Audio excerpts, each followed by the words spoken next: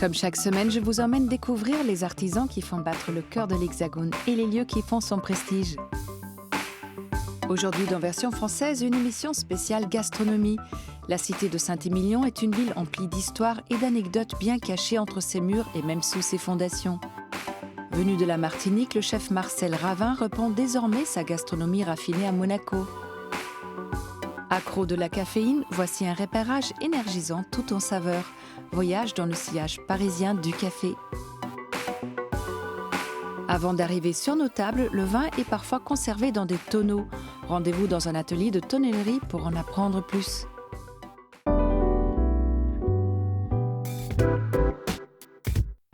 C'est dans l'est de la France, à Colmar, que Jérôme Meyer, maraîcher, a eu une belle idée. En 2018, il installe un distributeur de légumes frais devant sa propriété et c'est dans 54 casiers climatisés que se retrouvent courgettes, pommes de terre, carottes, betteraves, réassorties 2 fois par jour. Ouvert 24 heures sur 24 et 7 jours sur 7, voici de quoi satisfaire vos envies nocturnes de verdure. Comme beaucoup de choses, nombreux sont ceux qui s'arrachent la paternité de la Madeleine. Mais c'est en 1755 qu'elle aurait été créée au château de Commercy dans la Meuse. À l'occasion d'une rencontre avec Voltaire et Madame de Châtelet, le duc Stanislas demanda à sa cuisinière Madeleine de confectionner un gâteau. C'est ainsi que naquit cette douceur éponyme. Pour ceux qui veulent se la jouer néo-cueilleur, voici une bible incontournable, le livre Cuisiner les plantes de montagne. Ici, on vous propose de transformer vos balades en chasse aux millepertuis ou à l'achillée millefeuille. Cette fois, les fleurs et les plantes ne finiront pas dans un vase, mais bien dans votre assiette. Délicieusement nature. Vous connaissez l'expression « tendre le bâton pour se faire battre » ? Eh bien, si c'était un bâton de caramel qu'on vous tendait, que diriez-vous ? Les bâtons sont ici des créations 100% françaises, indispensables pour ravir les gourmands, et on sait qu'il y en a, en se parant de saveurs multiples comme la fève tonka, le fruit de la passion ou encore le sel de Guérande.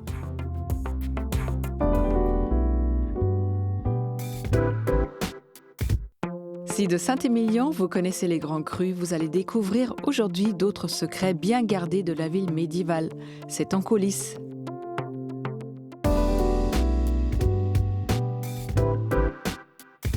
Inscrite en 1999 au patrimoine mondial de l'UNESCO, la juridiction de Saint-Émilion regorge de secrets que l'on s'apprête à vous dévoiler grâce à un parcours un peu particulier. Soyez prêts à découvrir une église creusée dans la roche, une cave à vin installée dans une ancienne carrière et surtout les secrets les mieux gardés de la cité. Mais pour cela, il faut se rapprocher un peu, ne soyez pas timides. L'histoire de ce village commence au 8e siècle avec un certain Émilion. Moine venu de Bretagne, il pose son baluchon sur ce promontoire rocheux et y fonde la première communauté religieuse. Au fil des siècles, de nombreuses communautés s'y installent et participent à l'essor du village, mais c'est véritablement entre le XIIe et le XIVe siècle que la cité médiévale prend vie. Et c'est devant les vestiges des remparts que l'on retrouve Élodie Dantas, notre guide pour la journée. Ce village s'est muni de remparts dès le XIIe siècle. Dès lors que le territoire aquitain devient anglais, on conseille aux villes et villages d'Aquitaine de se protéger des Français. Et ces remparts étaient composés de 6 portes. Et aujourd'hui, il ne reste que la porte Brunet. Si vous avez l'œil, vous avez sûrement dû remarquer la pierre blanche des bâtiments qui reflète la lumière du soleil. Eh bien, cette roche calcaire vient tout simplement de sous nos pieds, car les souterrains de Saint-Émilion sont une ancienne carrière. Une pierre extraite jusqu'au XIXe siècle et que l'on retrouve presque partout, car il y a certaines ruelles où la pierre n'est pas très saint-émilionnaise. On peut voir qu'elles sont pavées de très grosses pierres. Et ces pierres, attention, elles ne viennent pas du tout d'ici, elles viennent d'Angleterre. Pendant la période anglaise ici en Aquitaine, nombreux sont les bateaux partant d'Aquitaine vers l'Angleterre remplis de barriques de vin. Et ces bateaux, quand ils revenaient vers chez nous, il fallait bien les remplir avec quelque chose pour éviter qu'ils ne chavirent. Et ce qui a été choisi, ça a été des pierres retrouvées sur les côtes anglaises. Et ces pierres-là, eh bien, on les a réutilisées pour paver les rues et places du village. Et sur cette place se trouve l'église monolithe de Saint-Émilion, creusée au XIIe siècle. Sa façade, elle, n'est décorée qu'au XIVe. Accessible seulement en petits groupes lors de visites privées, ce vestige du Moyen-Âge vaut le détour. Alors, vous êtes prêts ? Soudain, on se sent tout petit face à l'immensité des lieux. On en resterait presque silencieux, mais nous sommes bien trop curieux pour ça. cette église, on peut voir qu'elle est particulière. C'est une église rupestre, creusée, aujourd'hui assez sobre, mais il faut vraiment imaginer qu'à l'époque médiévale, elle était entièrement décorée, entièrement peinte. Aujourd'hui, si nous n'avons plus grand-chose, c'est tout simplement parce qu'à l'époque révolutionnaire, cette église a été retirée au clergé pour être vendue, n'a malheureusement pas trouvé preneur.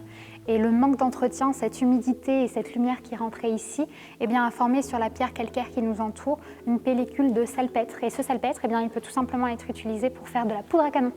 Donc tout a été gratté et voilà pourquoi aujourd'hui nous n'avons plus grand-chose. Et si vous avez l'œil, vous avez sûrement dû remarquer ces étranges sangles métalliques qui entourent les piliers. Ce sont les corsets métalliques que l'on a autour de nous. Comme une attelle, ils sont là pour supporter les piliers et les aider à soutenir les 4500 tonnes quand même du clocher qui se trouve juste au-dessus. Comme vous avez l'air de bien aimer les souterrains, on vous emmène maintenant sous la tour du roi, dans les caves de Philippe de Besse qui produit du crément de Bordeaux. On dit de Bordeaux car seul le vin rouge peut avoir l'appellation Saint-Émilion. Véritable labyrinthe, il n'a pas été simple de retrouver Philippe dans ces souterrains qui peuvent s'étendre sous plus de 150 km sous la ville. En fait, on est dans une ancienne carrière de pierre. Ils ont sorti des blocs de pierre et ça fait du vide. Et dans ce vide, qui est toujours à température constante de 12 degrés, on en a fait des caves idéales. Un voyage dans le temps qui ne pouvait pas se terminer sans une belle vue d'ensemble de la cité, mais surtout de ces vignes si célèbres que l'on peut observer à perte de vue.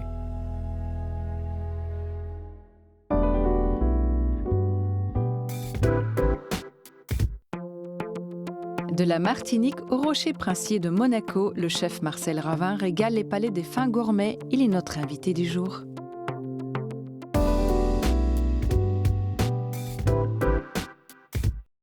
Attiré par la cuisine depuis tout petit, Marcel Ravin quitte sa Martinique natale à tout juste 20 ans pour un aller simple vers de prestigieuses cuisines françaises.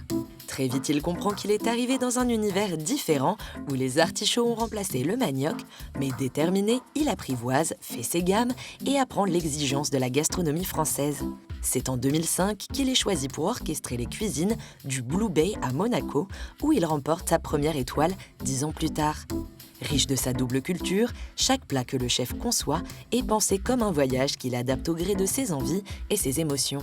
Je cuisine à l'instinct parce que j'essaye de raconter des histoires dans mes assiettes. Nous ne sommes pas dans une cuisine de fusion.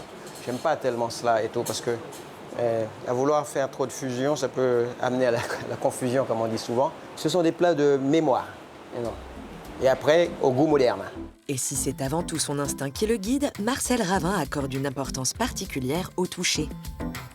Le toucher est important parce que même quand vous prenez votre couteau à la main, vous devez sentir comment vous allez couper votre légume, votre poisson, votre viande. Et donc, ça, c'est important, le toucher. Et à partir du toucher, il y a une forme de légèreté qui se met en place. On se laisse porter au gré du vent. C'est comme ça que je cuisine et c'est pour ça que j'aime toucher. C'est pour ça que je le dis souvent à mes garçons, toucher le produit. Un sens encore plus développé car le chef a la chance d'avoir son propre potager dans l'hôtel grâce à Jessica Sbaralia qui développe les projets de potager urbain. Un potager de 400 m² aux variétés diverses métropolitaines mais aussi exotiques. Tomates, ananas, poivrons, chocolat, courges, épinards malabar, manioc ou encore moringa. Un projet qui tient à cœur au chef. C'est un potager qui lui est très représentatif, puisqu'on trouve beaucoup de choses qui lui correspondent et qui viennent de ses racines. Et après, on travaille souvent au début d'année, au milieu d'année aussi pour renouveler les cultures et puis savoir sur quelle carte il va partir au printemps, en automne, en fonction de ses envies. Et surtout, il a cette faculté de pouvoir s'inspirer aussi du jardin. Quand il est dedans, on le voit, il goûte, il sent, il compose. Et ça se voit, il est en train de composer une recette, une assiette dans sa tête. Et ça, tous les chefs ne sont pas capables de le faire et c'est très appréciable. Comme une véritable source d'inspiration, le chef vient régulièrement voir ses plants fructifier, goûter et toucher les fruits et légumes qui composeront ses assiettes. Et pour sublimer ses produits frais et toujours sourcés, il lui tenait à cœur de les mettre en scène grâce à un art de la table bien particulier qui ferait partie du voyage culinaire. Inspiré de ses terres natales, Marcel a fait appel à une céramiste martiniquaise. Un projet qui a tout de suite plu à Frédéric Darnay, le directeur général du Monaco Bay & Resort. Je pense que j'ai rapidement intégré le projet. Et c'était l'élément différenciant et de repartir sur une histoire, sur du vécu, sur quelque chose qui existe, qu'on puisse toucher. Marcel a parlé du toucher, et là c'est toucher au niveau de l'âme. C'est-à-dire que ce n'est pas simplement une assiette d'attente que vous mettez sur table dans les restaurants. Un souci du détail et une exigence que Marcel s'efforce de transmettre à ses équipes. Transmettre, c'est pas que de faire la cuisine. C'est aussi d'être conscient que ce que nous faisons a du sens parce qu'on rend les gens heureux. Et que ça demande bien sûr une énergie incroyable. Et non, c'est ça pour moi là aussi la transmission. C'est pas que d'apprendre à cuire une viande ou un poisson. C'est de faire comprendre à chacun qu'il y a un intérêt. Et donc ce qu'ils font a de l'intérêt et qu'eux ils soient fiers de cela. En quittant son rocher martiniquais pour son rocher monégasque, Marcel Ravin a emporté sa mémoire et sa culture pour cuisiner avec tout son cœur, tout en faisant voyager ses convives et transmettant son savoir-faire à ses équipes.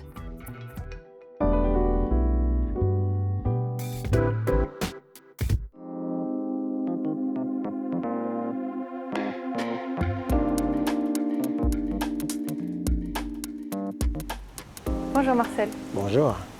Marcel, il y a un dicton qui dit pour savoir où on va, il faut savoir d'où on vient, il faut se souvenir d'où on vient. Et pour vous, c'est doublement vrai pour votre cuisine d'une partie, mais aussi bien sûr pour vos origines martiniquaises.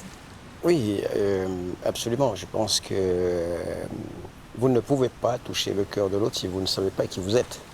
À partir du moment où moi j'ai appris avec le temps d'où je venais, je ne viens pas que d'une terre pure qui est la Martinique. C'est toute une histoire d'ADN. Et quand on connaît les Caraïbes, c'est ce mélange de culture, ce mélange de gens, ce mélange de peuples. Il y a une diversité énorme. Mais à travers la cuisine que je proposais, on me disait souvent, dans votre cuisine, on trouve qu'il y a des notes parfois asiatiques, on peut trouver des notes orientales et tout, etc. Et je me suis mis vraiment à chercher d'où ça venait. Et c'est de là que j'ai compris que j'avais une histoire. Et, vous portez cette histoire en vous. Absolument. Et donc c'est une forme c'est un peu mon ADN. Et j'aime à le dire, ma grand-mère avait des influences chinoises, mon grand-père africain, et le métissage de tout ça m'a permis à un moment donné de me poser la question, en faisant des recherches, pour comprendre c'était quoi l'histoire et le monde créole. Alors vous venez d'une fratrie de 4, oui. Et déjà quand vous aviez 15 ans, pour aider votre maman, vous avez fait la cuisine à la maison, mais vous étiez déjà très inspiré par votre grand-mère, oui. Qui vivait en autosuffisance. Absolument, puisque aux Antilles, à la Martinique, on habitait à la campagne. Et bien sûr, ma grand-mère avait un jardin créole. Et ça, je crois que c'est ce qui m'a donné le goût de la cuisine, parce qu'en plus, elle cuisinait ce qu'elle récoltait, ce qu'elle ramassait, ce qu'elle pêchait, et tout pour nous.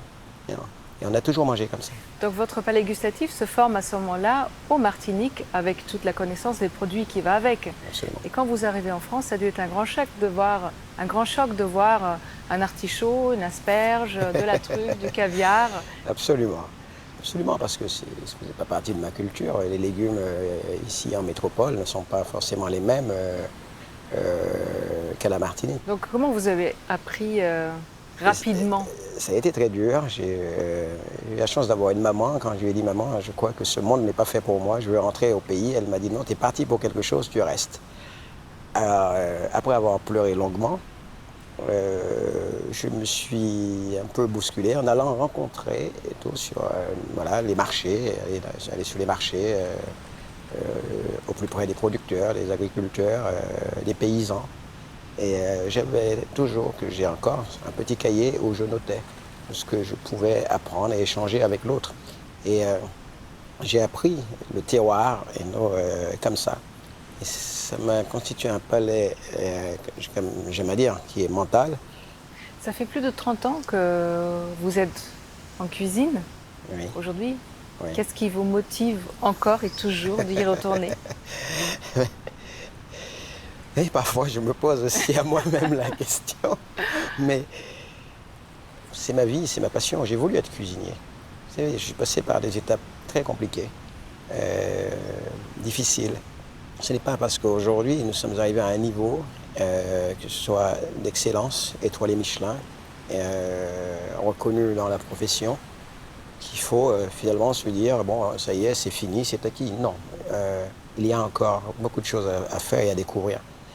Et je suis dans une région aussi qui me permet encore de garder toujours cette envie, cette motivation, parce que chaque fois que je me balade dans mes jardins, il y a toujours quelque chose de nouveau. Je découvre toujours quelque chose. Ça peut être une pousse, ça peut être une fleur, ça peut être une herbe, et tout, un légume. Et ça recrée de l'envie. Et tout. Ça donne du bonheur. C'est mon terrain de jeu. Je ne sais faire que ça et je ne veux faire que ça. Merci, chef. Merci.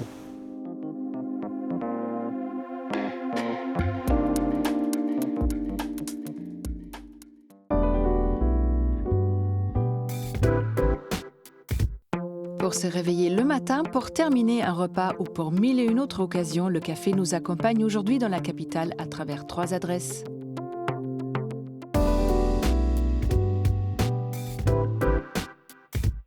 Repérage, c'est votre rubrique dénicheuse de bons plans parisiens. Cette semaine encore, on a marché, couru, rampé, arpenté, cheminé et exploré la capitale sous un nuage de lait et une bonne dose de caféine.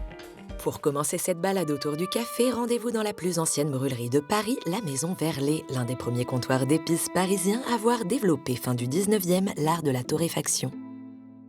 Auguste Verlet, qui était mousse sur les bateaux, a rapporté de ses voyages au long cours des sacs de café de Brésil, de Colombie, du Costa Rica. Et donc il s'est pris une passion pour le café et il a vraiment développé le café à Paris. Voilà un torréfacteur à l'ancienne. C'est le torréfacteur de la Maison Verlet en 1880. On mettait le feu en dessous et on tournait manuellement. Si les machines ont bien évolué depuis l'époque, les sacs de café, eux, font toujours le même long voyage depuis les tropiques jusque dans l'atelier d'Éric Duchossois, maître dans l'art de la torréfaction. Mais attention, pas n'importe laquelle. Ne lui parlez pas de café à l'italienne ou à l'américaine. Ici, on torréfie à la française, bien sûr. La torréfaction à la française, c'est le juste milieu. C'est-à-dire que le café ne soit pas trop foncé et passe à l'amertume, et pas trop clair où il passe à trop d'acidité. Donc il faut vraiment que le café soit juste cuit à cœur, sans trop ni trop peu. Eh bien Eric, montrez-nous comment on obtient cette juste cuisson. La juste cuisson, on va l'avoir grâce à la sonde qui est ici, c'est-à-dire que là on voit déjà mes grains qui commencent à prendre de la couleur. Ils étaient verts tout à l'heure, ils commencent à être ambrés, on va dire. Et on se repère aussi à la mélodie particulière des grains de café chauffés à cœur. Pierre Verlet avait l'habitude de dire que le café chantait. Ça doit nous donner une indication sur le moment où on va arrêter la torréfaction. Alors là, il a exactement la couleur robe de moine que je recherchais. Donc c'est ça la torréfaction à la française, c'est cette couleur-là. Chez les Italiens, ça va être plus noir et chez les Anglo-Saxons, ça va être plus clair. Une qui sait parfaitement si le café a été torréfié à la perfection, c'est Gloria Montenegro. Cette ancienne ambassadrice du Guatemala est à l'origine de la Caféothèque, un lieu de formation des meilleurs baristas et d'initiation à la caféologie, une discipline que Gloria a elle-même développée en France dans les années 2000. La caféologie, c'est l'art de la dégustation des cafés fins provenant des terroirs d'appellation, c'est-à-dire retrouver la traçabilité, retrouver le message de la terre dans chaque café qu'on boit. Donc, le déguster comme le vin. Car comme un bon vin, savoir reconnaître et déguster un bon café, c'est en effet tout un art et ça s'apprend. On va qualifier comment est la douceur, si c'est une douceur de miel, des fruits, une douceur intense, agréable, et s'il y a une acidité, une vivacité du café. Oui, on peut déceler tout ça dans une simple tasse de café, car on l'ignore souvent, mais cet excitant naturel possède des propriétés aromatiques tout simplement exceptionnelles. 850 arômes possibles le café, 850 senteurs possibles. Donc c'est en fait le produit le plus aromatique du monde. Du temps d'infusion à la texture de la mousse, à la caféothèque, rien n'est laissé au hasard. Lorsque l'on boit un café d'excellence, c'est dans une tasse en porcelaine ronde et fine pour préserver au mieux la chaleur et pas tout à fait en fin de repas. Le café va très bien avec les fromages, très bien avec les fruits. Il ne faut pas l'isoler, il ne faut pas laisser le café en dernier et le boire sans rien à côté. Que dites-vous pour terminer d'une balade digestive du côté du pont Alexandre III où, si l'envie vous prend, on peut déguster un dernier petit café sur notre chemin. Oui, à Paris, le café ne se boit pas forcément en terrasse. C'est en voyant les files d'attente devant les musées et les monuments parisiens que Trip by Café a eu l'idée de remettre au goût du jour le principe du café ambulant. Et ici, on vous parle de ristretto à l'italienne, préparé sur des vélos tout équipés et servi aux passants en quelques coups de pédale. Et voilà, que vous l'aimiez long ou serré, vous savez désormais où aller pour déguster le meilleur des cafés.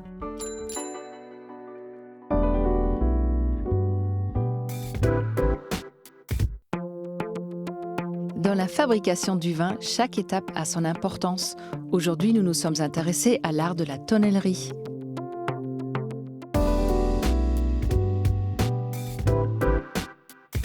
Vous êtes-vous déjà demandé comment était conservé le vin qu'il y a dans votre verre ? Avant d'être mis en bouteille, le vin est stocké dans des barriques. On doit le premier tonneau de bois à nos ancêtres les Gaulois qui l'utilisaient pour le transport. Et ce n'est qu'à la fin du XVIIe siècle que les techniques de vieillissement en fût virent le jour. Petit à petit remplacé par l'acier inoxydable, aujourd'hui seulement 2% de la production, soit la crème de la crème, est conservée dans des fûts en bois. Et la fabrication de tonneaux est possible grâce à des tonneliers. Un métier aujourd'hui rare, mais d'irréductible, continue à faire perdurer cet artisanat d'art. Et parmi eux, la maison Nadalier, qui a élu domicile à Ludon-Médoc, un petit village situé à quelques kilomètres de Bordeaux, sur la route des châteaux. Créé par son grand-père et sa grand-mère en 1902, Stéphane Nadalier a repris le flambeau avec ses frères et sœurs. Mon grand-père a déménagé à Bordeaux, au Chartron. Il est allé rejoindre directement les négociants au plus près du vin. Il a rencontré ma grand-mère qui travaillait ici au château Cantemerle en tant que comptable. Et ils ont créé ce qui est devenu la tonnellerie Nadalier. Allons voir ça de plus près avec Jean-Paul, le chef d'atelier qui a débuté avec Stéphane il y a 30 ans. Tout commence par un tronc de chêne coupé en épaisses lames appelé mérin qu'il faut ensuite laisser sécher plusieurs années à l'extérieur. Mais pourquoi ? Par rapport au fait que ça va apporter certains éléments organoleptiques au vin. Et le fait de maturer les mérins à l'extérieur leur permet de perdre les tanins agressifs déjà au départ et surtout de se bonifier dans le temps. Une fois les mérins séchés, le travail peut commencer. Attention aux oreilles, c'est un peu bruyant. Cette machine qui, dès le départ, va les écourter, c'est-à-dire les mettre à la longueur du type de fût que l'on fait, puis va les doler de façon à commencer à préparer l'arrondi extérieur. Et une dernière étape qui va évider la douelle, c'est-à-dire qu'on va creuser l'intérieur en arrondi, de façon à commencer à assouplir le bois pour la partie cintrage du bois et chauffe du bois. Chaque douelle est ensuite sélectionnée et assemblée de façon à former une barrique. Une fois la barrique cintrée, vient la partie la plus importante, celle de la chauffe. On va d'abord commencer par chauffer la barrique avec un brasero avec du bois, humidifier le bois de façon à l'assouplir pour pouvoir arriver à lui donner cette forme particulière du tonneau. Mais ce n'est pas tout. Grâce à une seconde chauffe, les tonneliers, un peu magiciens, peuvent donner des arômes et des goûts particuliers à chaque barrique. C'est la partie recette de cuisine. Ces recettes permettent, par plus ou moins de température, plus ou moins de longueur, apport ou non d'humidification, de changer les arômes organoleptiques du bois. Il est donc possible de donner des arômes de café ou de vanille au fût qui viendront se marier au goût du vin.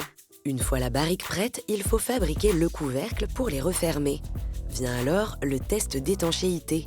De l'eau chaude et du gaz sont insérés dans les barriques afin de vérifier si elles fuient. Il faut savoir qu'à chaque étape, le moindre défaut est scruté. Aspérité du bois, douelle abîmée ou bombée, tout est vérifié. La matière reste toujours vivante, même si on a abattu un arbre. Le bois continue toujours à s'adapter au milieu où il se trouve. Car quand on travaille pour l'excellence, on ne peut pas se permettre d'avoir des tonneaux qui laisseraient s'échapper de grands crus bordelais. Un savoir-faire qui allie la technologie des machines et la dextérité de la main de l'homme depuis bientôt 120 ans et qui a encore de belles cuvées devant elle.